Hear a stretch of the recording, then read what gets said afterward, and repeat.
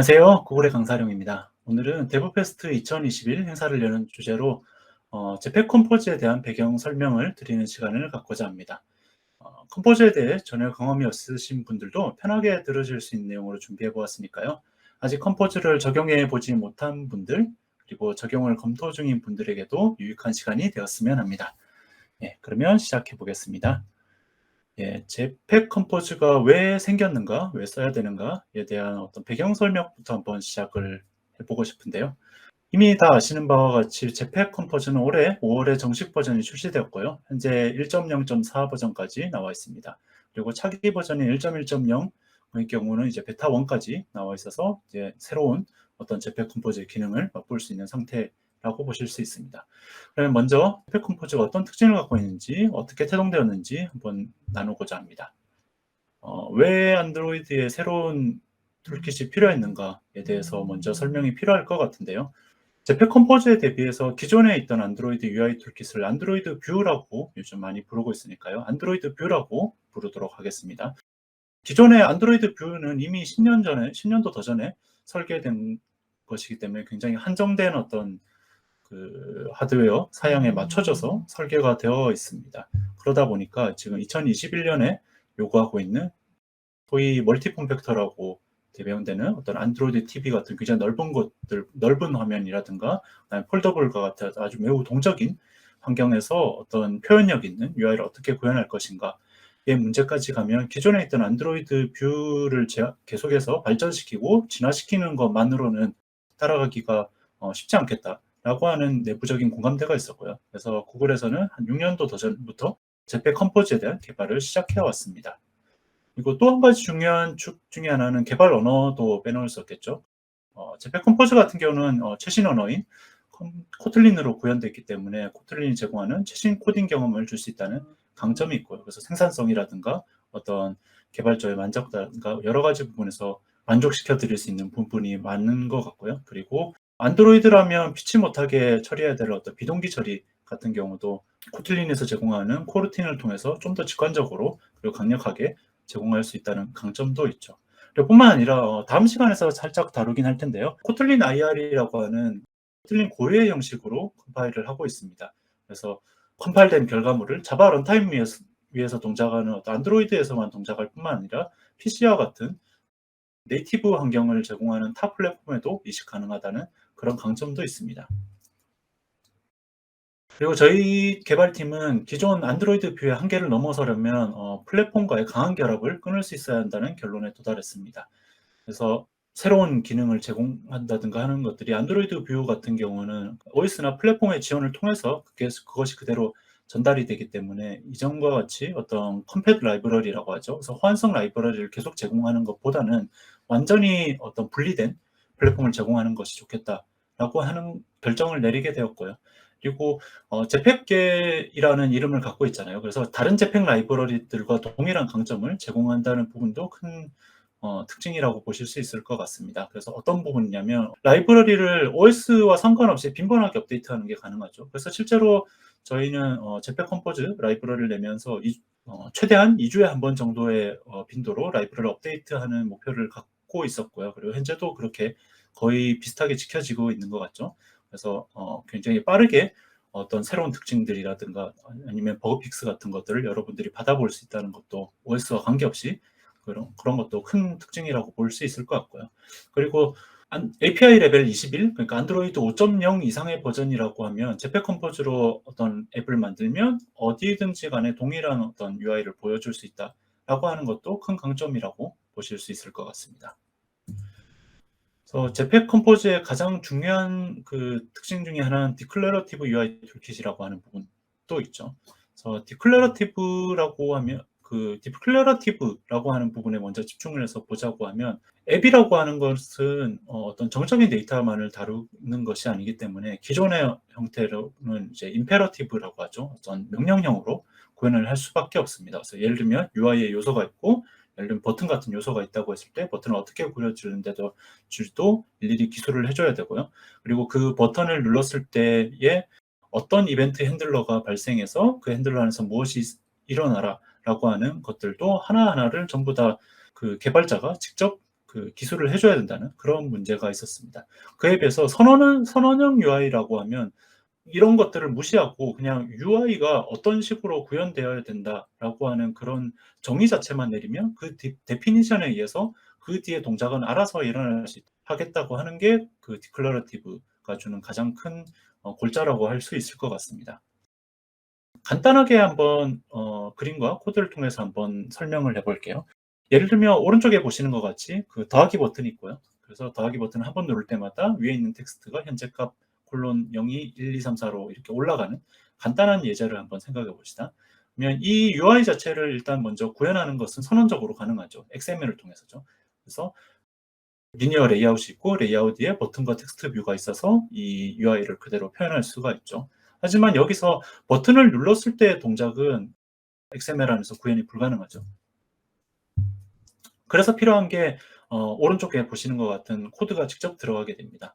그래서 여기서 XML로 정의된 레이아웃에 UI 요소를 참조하기 위한 보일러플레이트 코드가 필요하게 되고요. 그래서 find view by ID 같은 코드를 통해서 그 UI 요소를 접근할 수 있는 방법이 필요하고요. 그리고 하나의 UI 요소들을 어떤 조작하는 거, 텍스트를 바꾼다든가, 그다음에 특정 버튼을 보이거나 보이지 않게 하거나 뷰에 어떤 레이아웃에 새로운 요소를 추가하거나 하는 것들이 일일이 다 코드를 통해서 추가되어야 한다는 그런 불편함이 있습니다. 그리고 이 기반으로 봤을 때 버튼을 눌렀을 때의 숫자는 어디에 저장이 될까요? 이게 상태라는 형태로 해서 코드에 저장이 돼야 되겠죠. 그래서 처음에는 시작값은 0이고 1, 2, 3, 4 그런 정수형이 액티비티나 프레그먼트에 연결되어 있는 뷰 모델이 갖고 있을 필요가 있겠죠. 근데 문제는 상태는 코드에만 존재하는 게 아니라 이 숫자를 최종적으로 표현하는 건 텍스트 뷰고, 그리고 텍스트 뷰에는 현재값 콜론 숫자라고 하는 형태가 있죠. 그래서 그 텍스트라고 하는 필드 형태로 그 문자열이 들어가 있을 필요가 있습니다. 결국은 뷰와 그리고 구형부 양쪽의 스테이터스가 존재한다는 그런 상황이 되는 거죠. 그래서 이렇게 해서 일어나는 문제는 뭐냐면 스테이트라고 하는 게 텍스트 뷰에는 이런 텍스트가 어떻게 보여져야 되는가 상태가 있고 버튼이 보여지냐 보이지 않느냐라든가 그런 각각의 상태들이 다 갖고 있죠. 그런 걸로 인해서 코드상에서 어떤 변화가 일어났을 때 그게 뷰에 어떻게 실제로 적용이 되는가 자체는 개발자가 직접 정의해 줘야 된다는 그런 게 있죠. 그리고 만약에 실수가 생기면 불일치가 생기는 거고요. 그래서 이 양쪽 간에 어떤 일치가 되도록 개발자가 직접 연결해 준다는 문제가 있죠. 그래서 이런 부분에서 점점 더 많은 코드들이 필요하다는 문제가 있고요. 그리고 사실 이건 시작에 불과하고요. 리스트를 표현하기 위해서 리사이클러 뷰라고 하는 걸 많이 쓸 수밖에 없죠. 그래서 리사이클러 뷰와 같은 복잡한 형태를 구현할 때는 이건 XML로 모든 걸 정의할 수 없는 UI이기 때문에 상태로 브리치로 인한 어떤 문제가 걷잡을 수 없이 복잡하게 된다는 그런 문제가 있습니다. 그러면 제팩 컴포즈에서는 이를 어떻게 처리하고 있는지 한번 간단하게 설명을 해볼게요. 이를 위한 해법은 매우 단순합니다. 그래서 아까는 코드와 XML 레이아웃 양쪽에 있던 상태 값을 코드 한 군데 전부 다 모읍니다. 그리고 UI가 그 스테이트를 함께 갖고 있어서요. 그래서 UI는 이 상태를 어떻게 표현하지만을 정의하고 있습니다. 그래서 이전에는 예를 들면 버튼을 눌렀을 때 무엇을 보여주는가, 눌렀을 때 어떻게 처리해야 되는가 이벤트 발생을 중심으로 명령형으로 구현을 했어야 되는데요. 근데 이런 형식으로 하면 선언형으로 구현이 되고, 그래서 선언형으로 구현을 했을 때 상태의 표현 방법만 신경 쓰면 되기 때문에 코드가 훨씬 더 단순해집니다. 자, 그럼 여기서 상태가 그 스테이트 2로 바뀐다고 하면 어떻게 될까요? 그러면 UI도 이에 맞는 새로운 UI로 다른 내용을 보여줄 수 있도록 변경이 돼야 되죠. 근데 컴포즈에서는 이런 상태가 바뀌면 UI를 재구축합니다. 그래서 컴포즈라고 하는 말이 여기서 유래된 거라고 보시면 되는데요. 그러니까 리컴포징이라는 과정이 생기게 됩니다. 그래서 이 리컴포지션을 통해서 개발자는 상태가 변경되었을 때 UI 싱크를 맞추기 위해서 추가 구현을 하거나 할 필요가 없어지고요. 왜냐하면 이 리컴포징이라는 거는 과정 자체는 컴포즈 런타임에 의해서 자동으로 실행되기 때문이죠. 그리고 뒤집어서 얘기하면 상태의 변화가 일어나지 않는 한 UI는 그대로 유지됩니다. 그러니까 리컴포지션이 일어나지 않으면, 그러면 빠른 UI 속도를 함께 기대할 수 있다는 그런 장점도 있겠죠. 그래서 그 기존 같은 경우는 예를 들면 UI가 유지되는 경우에도 어떤 추가라든가, 그다음 UI 뷰가 어떤 늘어남에 의해서 이 UI를 어떻게 정의할 건가? 예를 들면 UI의 화면에 어떤 영역을 차지하고 레이아웃이 어떻게 지정이 되고 그리고 어떻게 그려줘야 되는가를 모두 다 기술해 줄 필요가 있었는데 여기서는 그런 것들이 하나도 없죠. 그래서 유지되는 거 상태면 유지되는 그 상태 그대로 가지고 있으면 되니까 훨씬 더 편해졌죠. 코드로 한번 간단하게 한번 설명을 해볼게요. 그래서 아까 내용을 그대로 코드로 구현한 건데요. 여기에 대한 자세한 설명들은 이제 앞으로 여러 강사님들을 통해서 코드랩을 통해서 배우게 될 거니까요. 지금 어떤 의미를 가지고 있는지에 대해서 구체적으로 이해하실 필요는 없고요. 이런 대충 의미들을 갖고 있구나 라고 해서 간단하게 그냥 훑어보시는 느낌으로 보시면 될 것 같습니다. 그래서 먼저 컴포즈라고 하는 것은 함수 형태로 구현이 됩니다. 그래서 클래스나 그런 형태가 아니라 전역 함수 형태로 보통 구현이 되게 돼 있고요. 그리고 왜 그런지 그리고 이게 어떤 의미가 있는지는 나중에 차차 설명을 하도록 하고요. 설명을 들을 수 있도록 하고요. 컴포저블이라고 하는 애노테이션을 통해서 컴포즈 함수가 실행이 되게 됩니다. 그리고 이렇게 지정된 컴포저블 함수는 한 번 실행되고 나면 그 다음에는 내부 상태가 변경될 때만 재실행 혹은 링컴포지션 되는 형태가 됩니다. 그리고 여기 보시는 라인이 컴포즈 함수의 상태입니다. 그래서 처음 보시는 분이라면 구체적으로 이해하시려고 노력하실 필요는 없고요. 그래서 컴포즈의 변화하는 상태는 이렇게 정의한다라고만 알아두셔도 될 것 같습니다. 그리고 버튼을 누르면 상태가 바꾸도록 이렇게 코드가 추가되어 있죠. 그래서 on클릭해서 카운터가 증가되죠, 상태가. 그리고 버튼을 누르면 텍스트가 바뀐 텍스트는 여기서 정의가 되어 있습니다. 근데 바뀌었을 때 어떻게 하라고 하는 게 아니라 지금 상태를 이렇게 보여주면 된다라고만 정의되어 있죠. 그래서 이전에는 UI XML 레이아웃이 분리되어 있을 때는 UI만을 위한 별도의 상태가 존재하지 않았기 때문에 카운트라는 상태를 어떻게 가공해서 보여주는지라든가 그런 것들이 다 필요했었는데 지금은 이 내용만 여기다가 정의해주면 됩니다. 자, 그러면 이 버튼을 누르게 되면 어떤 일이 일어나냐? 상태값을 첨부하는 부분에 불러, 그러니까 여기 지금 반전되어 있는, 표시되어 있는 부분만 재실행이 됩니다. 그래서 이런 형태로 코드량도 줄여주면서도 어떤 실행 시간, 예를 들면 여기에서 필요 없는 부분들까지 다시 그려지거나 다시 처리되지 않기 때문에 코드량과 실행 시간 두 마리 새를 모두 잡을 수 있게 해준다는 그런 큰 강점을 갖고 있습니다.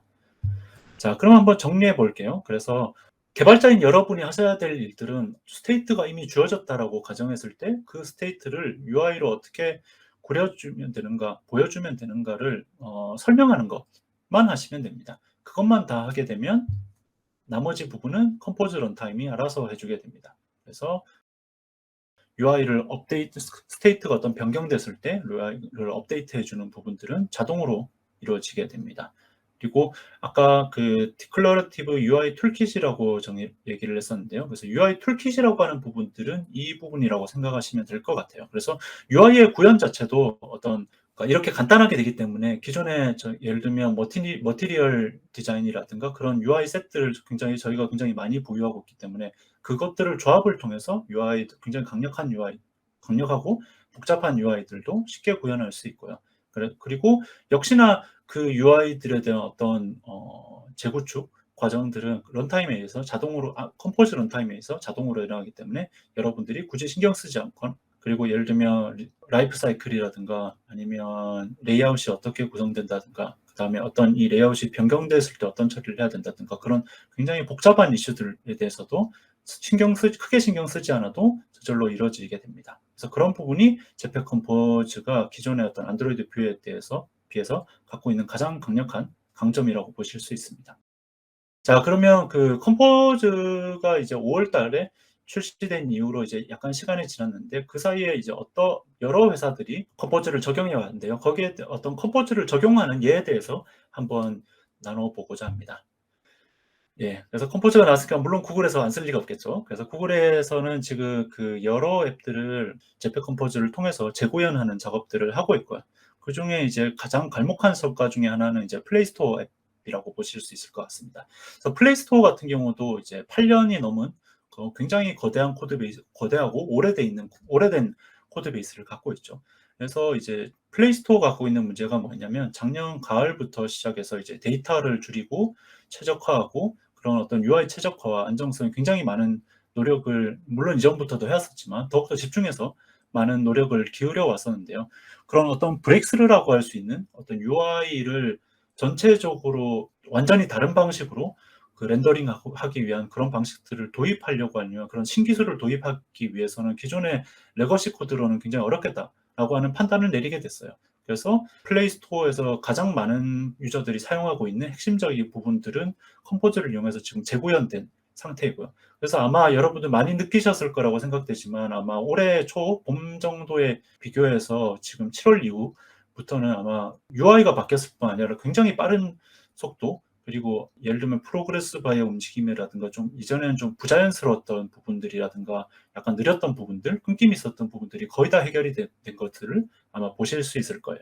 그리고 재밌는 부분들이 플레이 스토어에서는 이제 프리뷰 동영상도 같이 있죠. 그래서 프리뷰 동영상 같은 경우는 뭐 이따가 잠깐 더 설명을 드리겠지만 엑소 플레이어라고 하는 이제 라이브러리를 통해서 저희가 구현이 되어 있는데요. 이 부분은 컴포즈가 직접적으로 하는 게 아니라 안드로이드 OS를 통해서 이루어지는 부분이기 때문에 안드로이드 뷰를 이용하고 있고요. 그래서 안드로이드 뷰와의 어떤 상호운영이라든가 그런 부분도 많이 최적화가 되어 있어서 그 부자연스러움 없이 보일 수 있도록 되어 있습니다. 그리고 또 그 중요한 사례 중에 하나는 이제 트위터라고 할 수 있는데요. 그래서 트위터는 내부적으로 굉장히 기존에 있던 어떤 안드로이드 뷰에 대해서 많이 다르기 때문에 안드로이드 UI 2.0이라고 부른다고 해요. 그래서 트위터 같은 경우 플레이보다 심지어는 더 오래된 역사를 갖고 있고요. 그러다 보니까 이제 트위터 같은 경우 어떤 문제에 직면했었냐면 이제 새로운 디자인 시스템, 보통 이제 디자인 랭귀지 내지는 프로덕트 랭귀지라고 많이 부르죠. 그래서 이제 자체적인 디자인 시스템을 구축을 했는데 문제는 이것을 안드로이드 뷰 형태로 옮기는데 굉장히 많은 어려움을 느끼고 있었어요. 그래서 이제 특히나 트위터 개발팀이 이제 주목하고 있었던 부분들은 이제 테마 적용을 어떻게 할 것인가에 대한 문제였는데 결국은 이 테마를 시스템 자체를 이제 제팩 컴포즈를 통해서 재구현하는 걸로 결정을 내렸고요. 그래서 굉장히 빠른 속도로 구현을 할 수 있었고 보다 강력하고 그리고 보다 직관적으로 만들 수 있었다라고 하는 점에서 굉장히 만족스러워 하고 있다라고 하는 그런 결과를 저희가 피드백을 저희가 받고 있습니다. 그리고 이 이외에도 그 몇 가지 성공 사례들은 한 6, 7가지 정도가 저희 디벨로퍼다 안드로이드.com에 공유되고 있으니까요. 한번 확인해 보시면 좋을 것 같고요. 그리고 반대로 저희가 이제 소개드린 대부분의 큰 어떤 스터디 케이스들은 대부분이 다 앱을 재구축하는 가장 핵심적인 부분들을 다시 짜는 그런 형태가 굉장히 많았었는데요. 저희가 반드시 그렇게 해야 된다라고 권장드리고 있는 건 아니고요. 그래서 저희는 제팩 컴포즈 같은 경우는 초창기부터 기존에 있던 안드로이드 뷰와 상호 운영을 염두에 두고 만들어져 있습니다.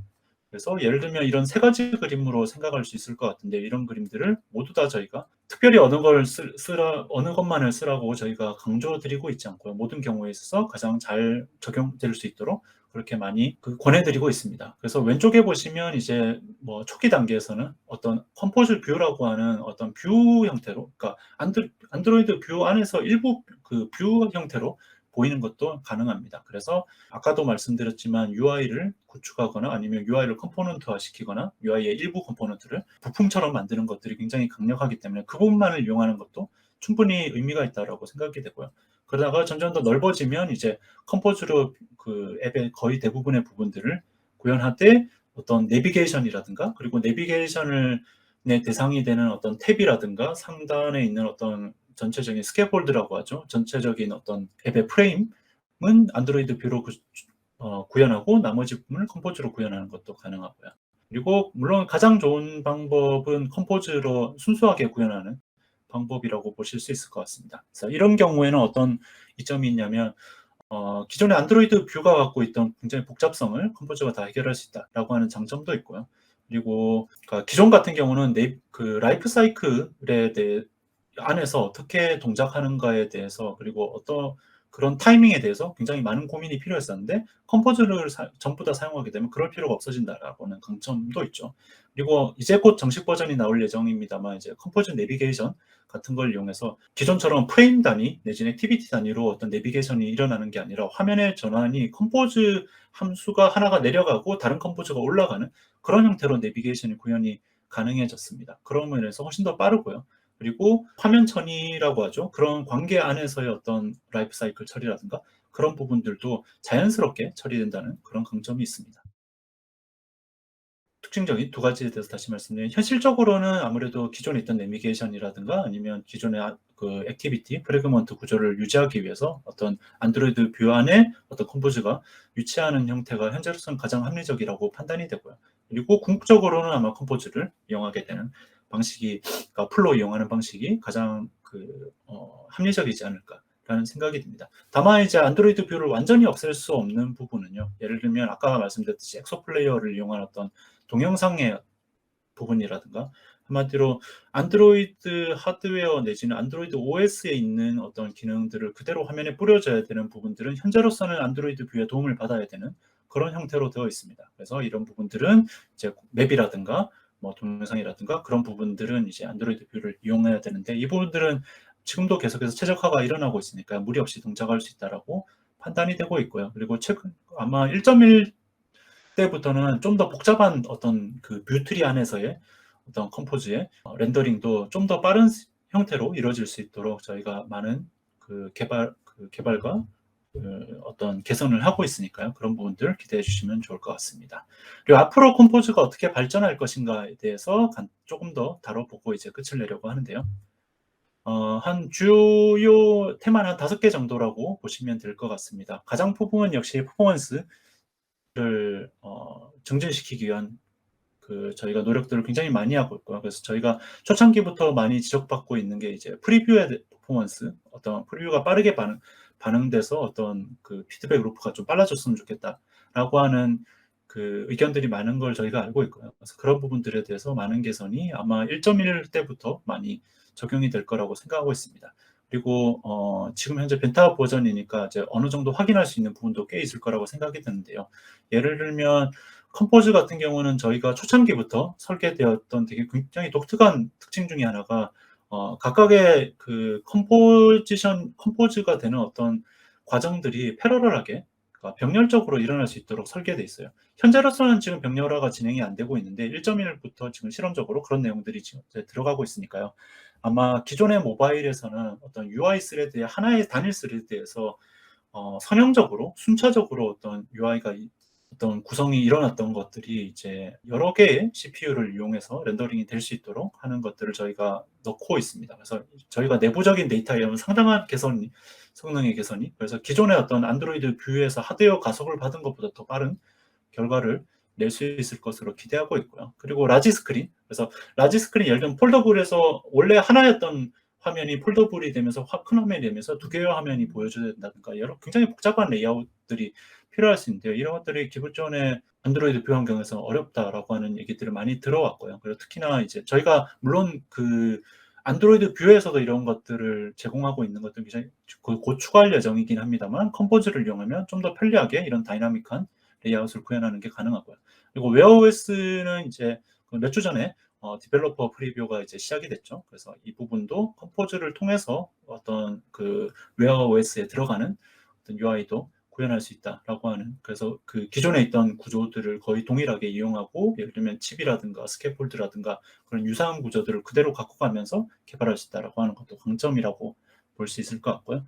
그리고 지금 위젯도 현재 컴포즈를 기반으로 구현할 수 있도록 지금 현재 구현을 하고 있습니다. 그래서 아마 곧 여러분께 사용할 수 있는 버전이 나올 수 있을 거라고 기대하고 있고요. 그래서 이를 통해서 기존 같은 경우는 이제 위젯을 구현했을 때 이제 굉장히 다양한 폼팩터에서 일관되게 어떤 그 UI 레이아웃을 조정해야 된다라고 하는 어려움이 있었는데 그런 것들이 이제 안드로이드 12에서는 어느 정도 해결이 됐죠. 그것들이 이제 다른 이전에 있던 안드로이드 버전까지도 해결이 될 수 있도록 하는 것들을 여기서 제공을 해드리려고 하고 있습니다. 그리고 머티리얼 U라고 하는 게 이제 현재는 이제 픽셀폰에서 그리고 어떤 시스템 UI에서만 적용이 돼 있는데요. 이 부분들이 이제 그 컴포즈를 이용하는 일반적인 앱들에게도 사용할 수 있도록 그런 확대할 기능들을 저희가 현재 넣고 있습니다. 그리고 뭐 세부적으로 뭐 이런 내용들이 더 추가가 되려고 하고 있고요. 예를 들면 라지 스크린 같은 경우는 이제 내비게이션 레일이라고 해서 이제 기존의 바텀 바가 이제 큰 화면이 됐을 때 밑에 보이는 거 별로 좋지 않죠. 그래서 화면 왼쪽이나 오른쪽에 이제 내비게이션 레일이라고 하는 형태로 바텀 바를 거기서 보여주는 형태라든가 여러 새로운 것들도 추가하고 있고요. 그리고 기존에 이제 그 제팩 컴포즈 애니메이션이 기존의 어떤 안드로이드 비해서 훨씬 더 강력하고 편하게 사용할 수 있는 애니메이션을 제공하고 있는데 한 가지 빠져 있던 게 이제 화면 간의 전환에서 사용되는 트랜지션 애니메이션이 현재 빠져 있었죠. 그래서 이 부분은 현재 추가 작업을 열심히 하고 있고요. 지금 몇 주 전에 아마 1.1 알파 몇이었죠. 그래서 현재 추가돼 있으니까 여러분들이 궁금하신 분들은 현재 시험해 볼 수 있습니다. 그리고 런타임에서도 아까 말씀드린 멀티스레딩 환경에서 런타임도 지금 넣고 있는 중이고요. 그리고 뷰에 대해서도 좀 더 빨라지는 스크롤이라든가 어떤 그 트리 안에서의 어떤 처리들이 더 빨라지는 그런 것들도 아마 제공이 가능할 거라고 생각하고 있습니다. 그리고 조금 더 뒤 내년 이후로는 이제 예를 들어서 머티리얼 UI에서 지정하고 있는 굉장히 복잡한 트랜지션 애니메이션들이 있죠. 그런 것들을 프리셋 형태로 저희가 제공해서 쓸 수 있도록 하는 것들도 제공하려고 하고 있고요. 그리고 좀 더 빠른 최적화를 위해서 멀티스레딩 환경에서 어떤 식으로 그 컴포지션이 일어나고 어떤 식으로 어떤 각 컴포지션 간의 어떤 자원 배분이 잘 되고 있는지를 볼 수 있는 어떤 메저 툴이라든가, 그리고 리컴포지션이 어떻게 잘 되고 있는지, 그리고 예를 들면 불필요한 리컴포지션이 계속해서 일어나고 있지 않은지, 그런 것들을 보기 위한 툴들도 저희가 이제 개발 중에 있고요. 아마 내년에는 여러분들이 보실 수 있을 것 같습니다. 예, 여기까지 제페 컴포즈에 대한 어떤 주변적인 설명들을 드렸고요. 이제부터 시작되는 코드랩을 통해서 여러분 직접 사용하시면서 어떻게 되어 있는지 체험해 보시기를 권장을 드립니다. 그리고 저는 2주 뒤에 실질적으로 제페 컴포즈 개발에서 겪을 수 있는 어떤 기술적인 이슈라든가 그런 좀 더 복잡한 주제들을 갖고 다시 찾아올 수 있도록 하겠습니다. 들어주셔서 감사하고요. 다다음 주에 다시 뵙겠습니다. 감사합니다.